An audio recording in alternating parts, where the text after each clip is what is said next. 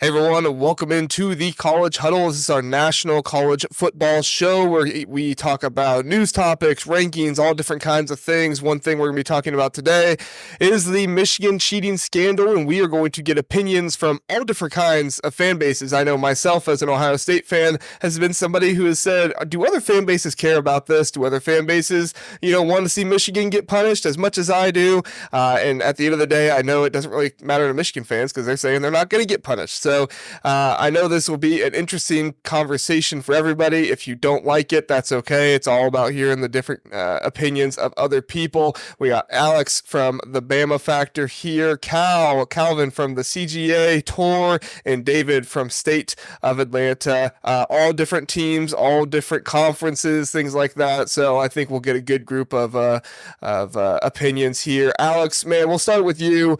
You played Michigan, obviously. Well, not you personally, but your team played Michigan in the college football playoffs. That was obviously a tough game for you guys, so we won't get into that too much. But just tell me, what do you think is the overall thought of your fan base regarding the scandal of Michigan and if they deserve to be punished or not? Yeah, I think overall, I did a recording right before we played them in the playoff, and I actually had a lot of questions from viewers in my page, about what my opinions were on this, and I didn't touch too much on it because I was really trying to focus on previewing the actual game, but leading up to that, the whole Connor Stallions situation, and then now this has come to light as well. I definitely think, I'm always kind of like a guy, when you see changes in a team and it's not what they usually do, I always kind of get a little suspicious. Like I was a little suspicious of, Tennessee a few years ago when Jeremy Pruitt was there, even though, he used to be a coach at Alabama. They went from the 78th recruiting class in 2017 and jumped all the way up to number 13 in 2018. So I'm like, you can't tell me that, something fishy wasn't going on there. So, but then the same thing with Michigan as well. Now with this, I definitely think the overall from our fan base too is that they should be punished. I think that the scandal in general, the whole, impermissible contact, impermissible tryouts, and I've seen people get punished way worse for a lot less. And Jeremy Pruitt's got a 5-year shadow ban. From being any coach in the division. Like, I think he can't coach. Like, can't be an analyst, can't be a DC, can't even be in the press box without that school inflicting some heavy probation things as well. But so, all he did was hand cash to recruits in bags. That's all he did. So I think this goes a lot deeper than what a lot of the media is really saying, and I think that's really going to come out in the investigation. And personally, without giving my personal opinion, I've never liked Harbaugh at all. Like I've I don't like Amen, him brother. whatsoever. Like Amen. I I like his He's a brother. dick. Like I really do like his brother, but I always had an eerie feeling about him. And JR, this will be music to your ears here. You can't tell me that, there wasn't, Ohio State just ran through them every year, and then all of a sudden these last 2 years they catch on. Um, I I knew something was going on. I said, you can't tell me they beat a team with C.J. Stroud and Marvin Harrison Jr. and Travion Henderson. Like you can't tell me they do that 2 years in a row. I mean, but then I heard the Connor Stallions thing. I'm like, well, yeah. It doesn't really surprise me. And then he has the audacity to come out and say, well, everybody's stealing signs. Everybody's doing this. I'm like, well, no, I said they know signals, but they're not sitting on other coaching staffs, literally wearing their apparel like on And their the spy sidelines, sitting at their glasses and signs. everything too. Yeah, Yeah. also their spy glasses. So, because now everybody use those cards and everything like that have the emojis on them and everything like that. But I mean, you can study their tendencies, but there still is, sign stealing. We could switch to, the other sport with the Houston Astros. It's the same thing. So, but as far as this, it's it doesn't surprise me with them at all. I feel like they're almost the Tennessee of the Big Ten. They're low down, they're dirty. I mean, so Alex, man, you and I becoming best friends really fast, man. and I know, and JR, I'm also trying to get the fact that y'all took Caleb Downs from us, but Uh, we're gonna put that on the back burner. I understand. Yeah, our relationship is a little tarnished there, but thankfully we can unite in our Michigan displeasure. Yes, I hated to lose to them. I don't think we should have lost, and I know we'll get into the other question, and I have my opinion on that one. But as far as I think our fan base thinking they should be punished. I mean, I think the majority of them say that they should, but then we'll get the clap back from them saying, Saban does this and he did that. I'm like, no, you're just a little upset that the playing field's even. I mean, it's always due process with them until it's due process with somebody else, and then it's I read an article one time. It's, well, okay, yeah, exactly. David, man, you are really responding down there, so I feel like you got some thoughts as well. Your thoughts about kind of what you're obviously you guys are from the G5, so you guys haven't been as close with Michigan and playing them every year and stuff as Ohio State obviously does, and Bama played them earlier this year. But kind of from the outside perspective looking in, what are your thoughts, David? Oh yeah, thanks for having me. The lowly G5 that we are, this bottom dwelling. I didn't say that. I didn't say that. This tiny little sect of FBS football that we seem to be part of. No, I think that trying to speak for all of G5 football, I'll say, when you look at these big programs, this Michigan, you look at an Ohio State, you look at a Bama, a Georgia, locally here, whenever there's any kind of problems going on, you just revel in it. You love it. This is great. I want to see them. You know what? Relegate those guys down to the FCS. Give us a chance to pop up and play big boy football. But honestly, when it comes down to it, you don't care, man. Like, you guys are going to do what you're going to do, and we're going to just play our ball the way we're going to play our ball. But, you cheat, you break the rules, pay the price, you do what you're supposed to do, pay that price, that go for it. But, whatever. It's fun to see you guys talk trash. I like that. But, yeah, who cares? I need to see some G5 trash talking and stuff like that. I've experienced a little bit of it on Twitter here and there, but I need to get into some more G5 podcasts and with each other and see some people trash talk. I'd love to witness that. That would be fun. What you should have had is that App State podcast come on here, because I'm sure they have a lot of thoughts on Michigan. They've had some success, but they cling on to the 2003 win or whatever. Yeah, 2007 win over Michigan. I'm sure they'd have something to say about it. But G5, we have fun. We have fun.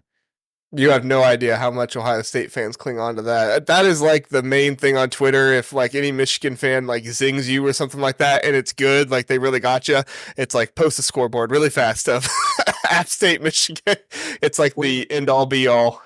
Well, that's what I love Alex talking about the Tennessee thing, because the 3 days before our podcast started, 3 days after our podcast started is when Georgia State beat Tennessee up there in Knoxville. So I feel like we are the reason why Georgia State has done what they've done. So love it.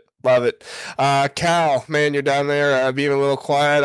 I'm a little nervous on your thoughts, but you're out west a little bit more. Maybe you can speak for the Oklahoma State fan base, and if there's anybody else out there of, what's the Oklahoma State fan base's thought on all this Michigan stuff? Well, we've gotten screwed by the NCAA. Like we have gotten banned basketball wise for literally given, when it comes down to the nitty gritty, given one guy $500 who was already at OSU some money, and then we get banned from postseason play. And it kind of wrecks our basketball program, at least for a couple of years, and going forward. So when we see NCAA stuff is handed down and everyone goes, "Well, that was a slap on the wrist," we're just confused. Like, we're just really like, all right, whatever. Like, NCAA now can't do anything because it seems like everyone's going to move away from the NCAA. It seems like they're trying to cling on whatever power they have. and kind of just tiptoe around it. They're not going to release the names of anything since NCAA policy and really let us know what all happened at Michigan and stuff, when you got every single detail of what happened with KU and Oklahoma State. And KU had 5 level 1 sanctions and we had 1. That's why NCAA dealt with us. And that's why NCAA had a third party review KU, because it was too much stuff. So when anything comes up, like period, like we're not playing Michigan. OU is next year and the year after that. So curious what the 2 Plain Sports guys are thinking, just because they get kind of the nicer times to face Michigan, right? Like they got to face you guys at Ohio State, and I mean, Baker does the whole plant the flag thing, which no one in Oklahoma State was a big fan of, but we're not dominating the local newspaper anyways for the second team in the state, so that didn't make a huge difference to us. But they face Ohio State when the Ohio State's strong. Any Oklahoma State fan now is going to be going, oh yeah, well, if you beat Michigan, it's ho hum. You should have. You're a better team with 5-star quarterback recruit and Brent Venables on the defense. You're playing the SEC. You should beat Michigan. They no longer have JJ McCarthy and all these other guys and Harbaugh, etc. And they're weak. And if they lose to Michigan, it's like, wow, that's really bad. So curious what OU fans think overall about it, because they're the ones who get to face them when these implications happen. Granted, I do think it's just a big slap on the wrist. Like, I just don't think it's that you're not banning them from postseason play for a year. You're not taking away a bunch of scholarships. Like, Michigan's basically going to keep being a blue blood. And this kind of comes back to like, this kind of what sucks to being like an Oklahoma State fan, honestly, because you're like a fan of like, all right, let's say you're a fan of Utah or Arizona State or Arizona or whatever. You're just not one of like the mainstays of college football. You're not the Ohio State, you're not the Alabama. I'm not saying, I mean, no offense, Dave here. I'm not saying we're G5, but like, I'm also saying at the same point, like we're kind of caught in the middle here. Like this happened like to a blue blood, and we probably all knew nothing's really going to happen. Cause like we just kind of go, okay, well, for those schools, they get a different path. And then when you want to like bring out the rule book and make an example of somebody, other schools get a different path, right? Like Auburn, whatever with Cam Newton, Florida, whatever with Cam Newton. But like, we bring it to today and we're going, oh yeah, well, OU in basketball is going to have Kelvin Sampson get fired because it's OU basketball. But if the same text had happened with Bob Stoops at OU football, no way in heck that's ever going to be passing. So it's just, it's one of those where it's like, this is removed from us. This is a blue blood of college football. They'll be fine. We're not even really in the stratosphere where we could think about, oh man, maybe this will be when we play Michigan in 2027 or 6 in the national championship. It'll matter. It's like, hey, we haven't been there yet. We're not used to being college football playoffs. Maybe this year will be the first year because there's also more teams allowed in, but we just haven't scratched the surface of competing with Michigan or the Ohio State or the Alabama to really go, this affects us in a way. And honestly, that's really true for all Big 12 schools. Like I'm TCU is this other school too, where like they played Michigan and they gave Michigan all the wrong signals, and then they beat Michigan. And I'm a Chargers fan, so I know from firsthand experience. I mean, TCU is running out there with a wide receiver who got a first-round draft grade and has butterfingers for hands. So they should probably not beat Michigan. Like they just shouldn't have. Michigan played them straight up.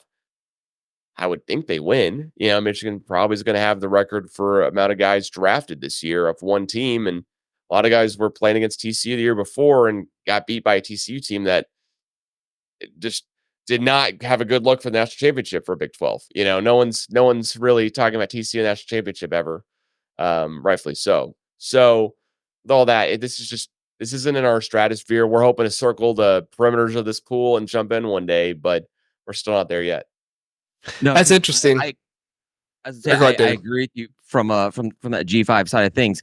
Like, where we look at things, if we did the exact same thing that Michigan would have done, we have to really worry about that. Now, the result for us would be minuscule.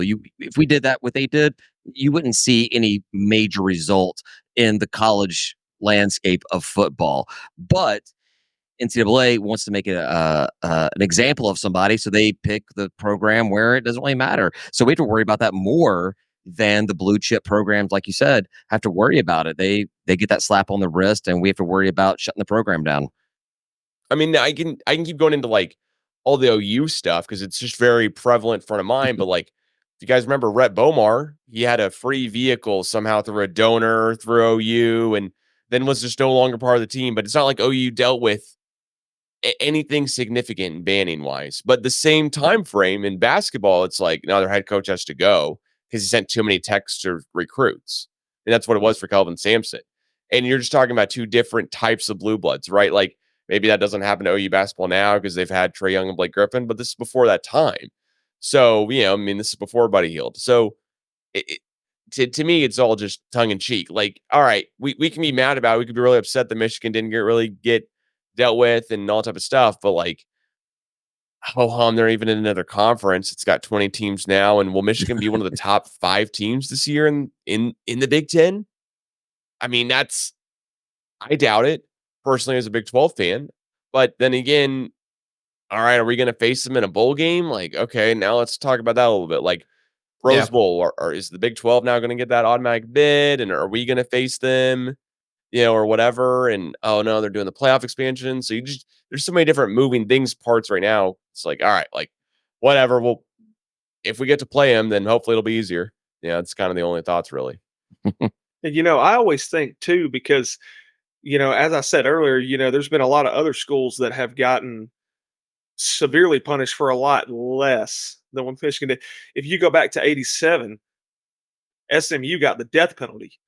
Right. I mean, for literally just paying a few players. I mean, and yeah, it wasn't a thing back then, but I think they paid 2 or 3 players, and then NCAA hands SMU the death penalty, like scholarships cut all the way down, like all the funding, everything, and even to this day, they're still recovering from that. That was 1987. So I mean, but like, I always feel like, especially like it's getting in this landscape of the sport today, it's getting easier to cheat because of the transfer portal, because of NIL. I mean, like if you look at all these things, I mean, it's getting easier for coaches to do this. I mean, and let's not sit here and pretend like this wasn't happening the entire time before this really became prevalent. I mean, people were, self-imposing recruiting violations on themselves every year. I mean, even Alabama did it. I mean, Ohio State was doing it, Georgia was doing it, Tennessee. I mean, just every school was imposing, these level 1 infractions on themselves. But now I think it's becoming more prevalent that, it's kind of like David said, like you make an example out of somebody who's not the blue blood, who's not up there in the limelight, and just don't necessarily think that's right. I mean, just because they're blue blood, I mean, that shouldn't really exempt them from anything. I mean, Alabama got hit Saban's first year, which we had some textbook problems. I mean, just simple textbook problems. I mean, with some students, I think with our center, Antoine Caldwell, and I think with a few I think with like a cornerback and I think like a defensive end or something like that. We had a textbook problem, and we went 7-6 Saban's first year, and we ended up finishing 2-6 because they took away 5 wins for textbooks. Yeah. I mean, so, and they did that to Bama, but now with Michigan, they committed way more severe infractions, and it's just the old flap. No, don't do that again. So, I mean, I want to ask you guys, like, do you think this is in relation to the fact that the NCAA may not be a thing in 10 years? Like, we might be talking about how it's Ohio State and Alabama are just exempt from the NCAA, but you've still got like Oklahoma State and Georgia State, whatever, dealing with the NCAA because it'll be different in how it's all regulated, depending on TV contracts and all that type of stuff going forward. I mean, I for one think the NCAA is a joke. I mean, with how they govern what they do. I mean, and how them passing the rule today. If a player he can meet the academic requirements, he's immediately eligible to transfer within the season. So we could be talking about playing against, Oklahoma State could be playing Oklahoma, or, Oklahoma State could be playing anybody else, and they could have their starting tailback at the beginning of the year. Then let's say he gets tired of it. He wants to transfer elsewhere. He could literally be playing against you at the end of the season. Like that's not well, and they do football. That rule after the transfer portal is already opened. Like they didn't have this lined up to where, hey, we're going to announce the rule before the portal opens up. It's already open. We're already in mid transfer season. They don't wait until transfer portal closes this year to give time for teams to adjust. They just announce it like, hey, you know what? It's April 17th. Let's go for it. Let's tell everyone this today. Like, Yep. all right, you Well- know what? We know you have a media plan. We know you got a calendar. Well, that also the thing is, you can hate on the NCAA all you want, but the NCAA exists because the university presidents want it to exist. The NCAA only does what the university presidents have allowed them to do, and as soon as the presidents all decide they don't want the NCAA to operate the way they are, it changes. So this is not really just the NCAA coming up with something; it's what they're chartered to do. How they do it is a whole different conversation. Yeah.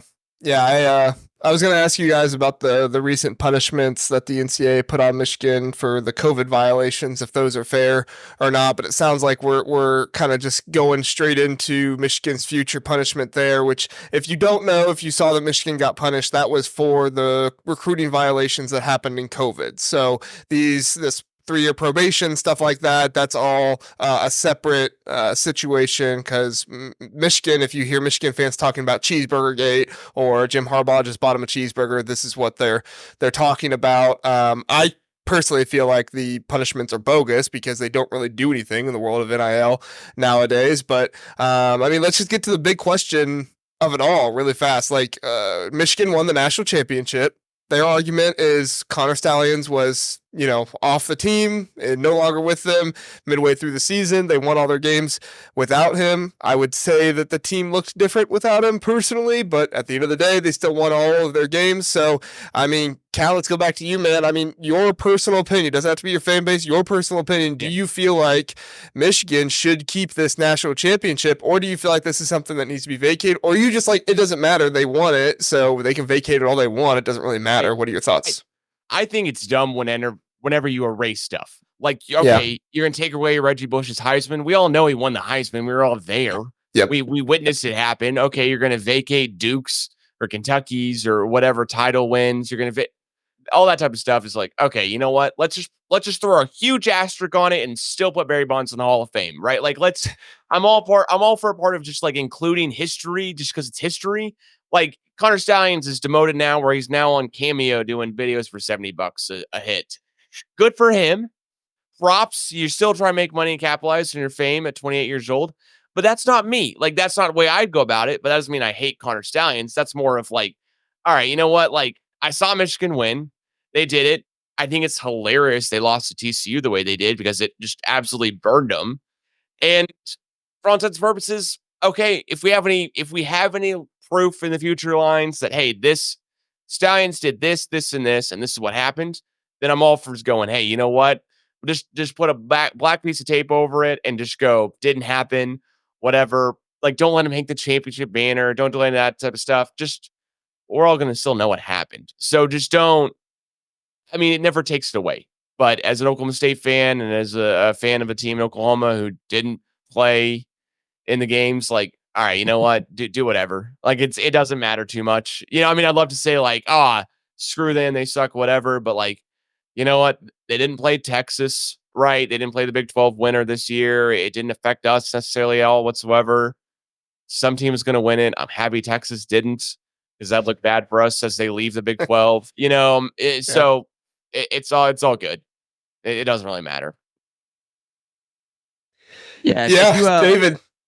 Yeah, if a genie comes down to me and he's like, "I'll give you a national championship, but you're gonna have some sanctions for 3 years on you afterwards," I'm saying yes quicker than a whore on prom night to that right there. Yeah.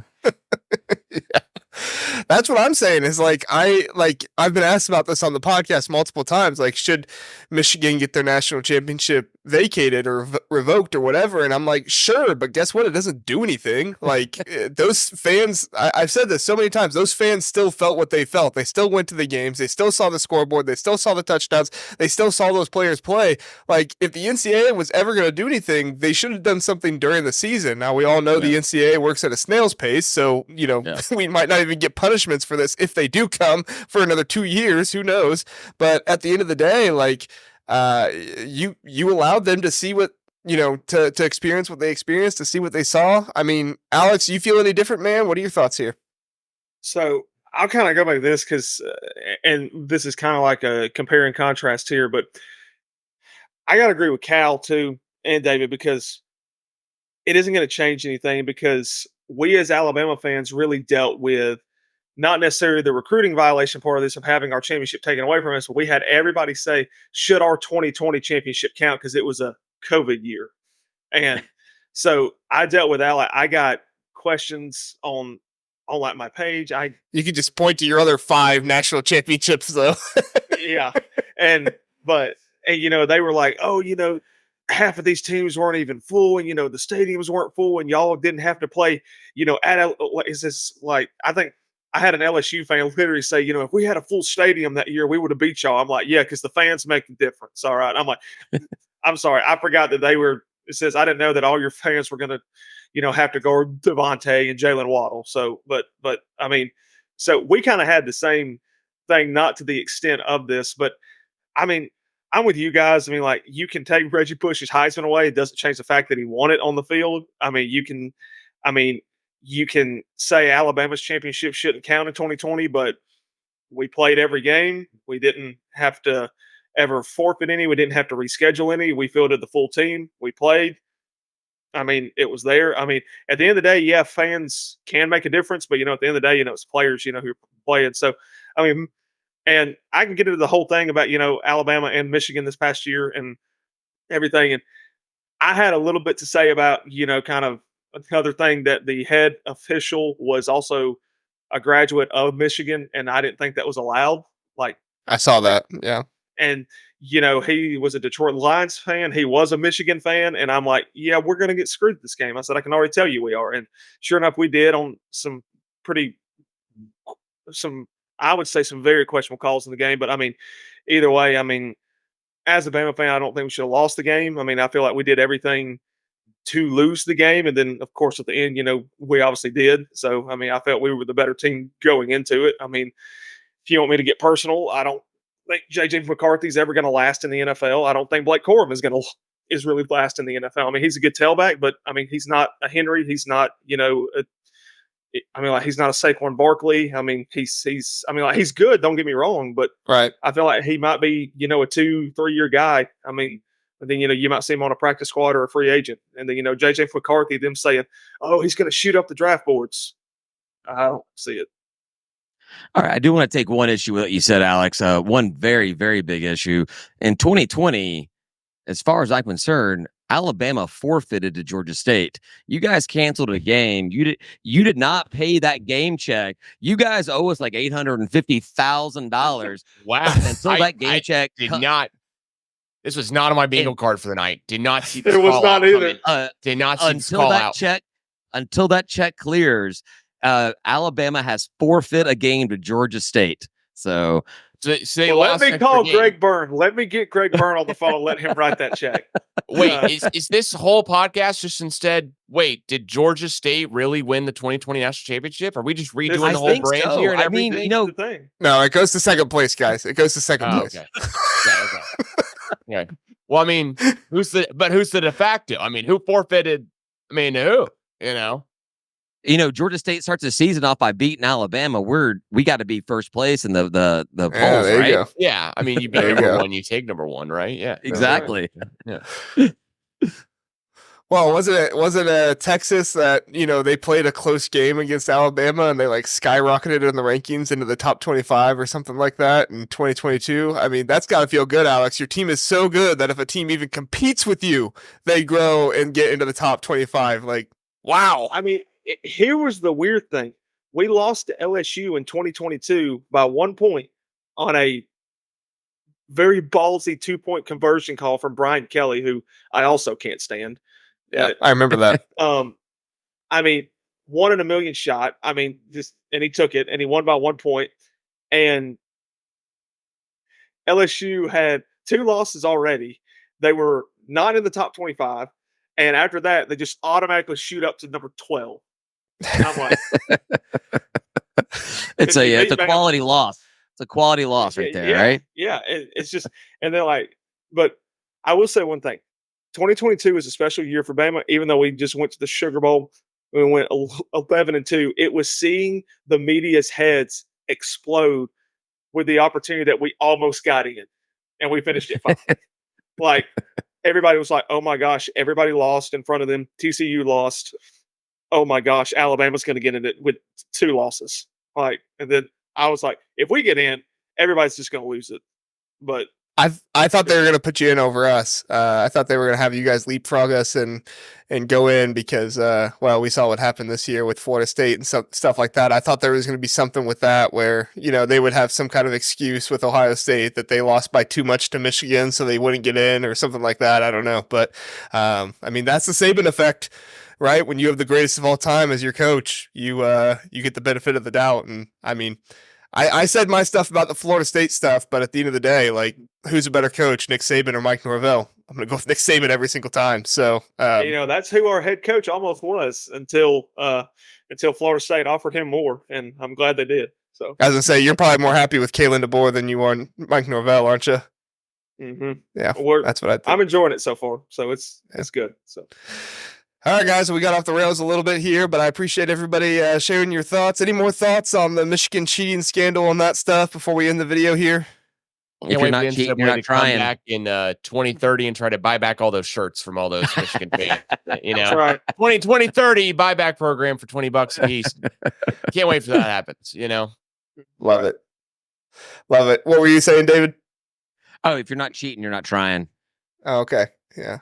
That's my message to everybody. Like, if Michigan doesn't get slammed for this, everybody should just start cheating. All right. Put some, do Spygate or something like that. Everybody call Bill Belichick and figure out how he's listening to the plays. I mean, because we're going to have comms in the helmets. I mean, look, so. Yeah. Like, I was about to say, like, we're fixing to have like all these communications in the helmets. I'm like, okay, I said, somebody's got to have like an analyst up in the booth, like saying, okay, I'm literally hacking into his helmet right now. And then, like, and then you get comms in the defensive players' helmets, and then you're saying, okay, this is what they're about to run, like shift. Right. Put your linebackers, comm into the quarterback of the other team, and then he hears exactly what quarterback's hearing. I love it. Alex, why don't you tell people where they find the Bama Factor at? You can find us on Twitter, YouTube, Instagram, and TikTok as well, all at the Bama Factor. And usually pretty responsive. Like I said, it's just me, but I do try to respond to everybody, especially on Instagram. But I am the most active on Instagram, so that's where you can pretty much find me just about every day. So, very good, David. Why don't you tell us where we can find you and the Georgia State guys at? Well, first I want to say that obviously a Bama fan is a party of one. That sounds appropriate there. But yeah, you can find us. We are at State of Atlanta on all of the socials except for Instagram. That's too long. So we're at State of ATL and stateofatlanta.com. I didn't realize Instagram had limits on how long your handle can be. Apparently, it's just State of Atlanta. This is as far as I could get. So State of ATL it is. Yeah. That's interesting. Cal, where can people find you at? You can find at the CGA Tour or at the CGA Tour on X, Instagram, Twitter, whatever we're calling that website Elon Musk founded now, and iTunes, Spotify, and the YouTube as well. Help us get to 50 subscribers on YouTube. Very good. Yeah, and hey, check out Cal on the Big 12 Huddle. He hosts that for us as well. Does a great job. Interviewed the UCF guy last week. Who's your next guy? I haven't checked the schedule. Next guy is Mark with Arizona State for Stomp the Bus podcast, and we're going to be talking a little bit more about kind of interested in the new Big 12 members. What should we know about them? What are their kind of questions they've got for a Big 12 lifer, I guess, in Oklahoma State too. So it's a great deal. Love it. Can't wait to hear it. I really enjoyed the last episode with the UCF guys. So fun stuff. All right, everybody. Hey, thank you so much for watching this video. Thank you so much, Alex, David, and Cal for coming on here. Everybody have a good one. We'll see you next time.